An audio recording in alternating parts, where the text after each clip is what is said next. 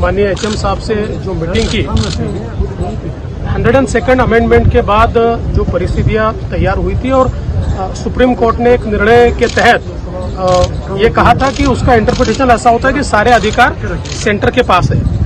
और उसके बाद हम लोगों ने मांग की थी कि इसको क्लैरिफाई किया जाए और स्टेट्स के अधिकार वापस दिए जाएं, क्योंकि सेंट्रल गवर्नमेंट ने जिस समय 102nd अमेंडमेंट कैरी की थी उस समय भी उन्होंने ये कहा था कि भाई स्टेट के अधिकार ये इसमें कोई उसको बाधा नहीं आएगी। तो आज उसी के संदर्भ में बिल ये लोकसभा और राज्यसभा में रखा जाने वाला था और उसी सिलसिले में मैंने एचएम साहब से मुलाकात भी की है और उनको निवेदन भी किया है कि इसी अधिवेशन में ये बिल जो है इसको मान्यता मिले।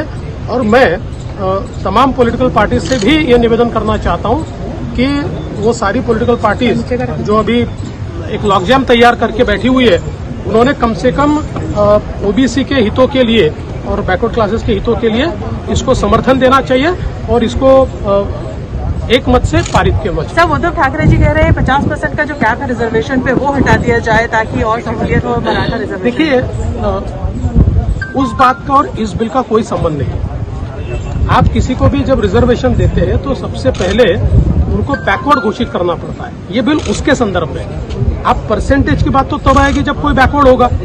तो बैकवर्ड घोषित करने का जो अधिकार स्टेट का था वो जो चला गया था वो अब स्टेट को वापस मिल रहा है, तो पहले वो कार्रवाई तो पूरी करें बैकवर्डनेस की। इसलिए ये मुझे ऐसा लगता है कि एक प्रकार से अपनी जिम्मेदारी को टालने का ये काम है। जब ये मांग उठती है तो जो आपको जिम्मेदारी दी है, क्योंकि सुप्रीम कोर्ट ने मराठा बैकवर्डनेस का जो एक रिपोर्ट था उसको नकार दिया, तो अब नए सिरे से बैकवर्ड घोषित करना पड़ेगा। तो अब तक तो ये कह सकते थे कि भाई करना है, लेकिन जी हमारे पास तो स्टेट के पास कोई अधिकार ही नहीं है। अब ऐसा नहीं है।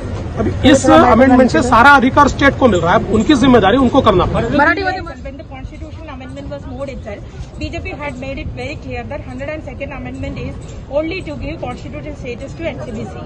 But the court had taken it as taking away the state's power. So, there is a general view that the Maharashtra government, while arguing on this Maratha case, kind of goofed up. What do you have to say about it? It's a split verdict.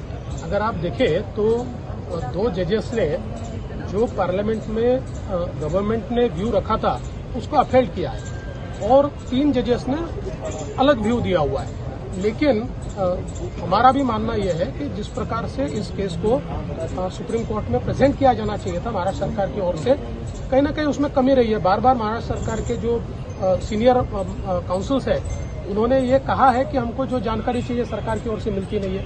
ऐसी कई बातें सामने आई हुई है।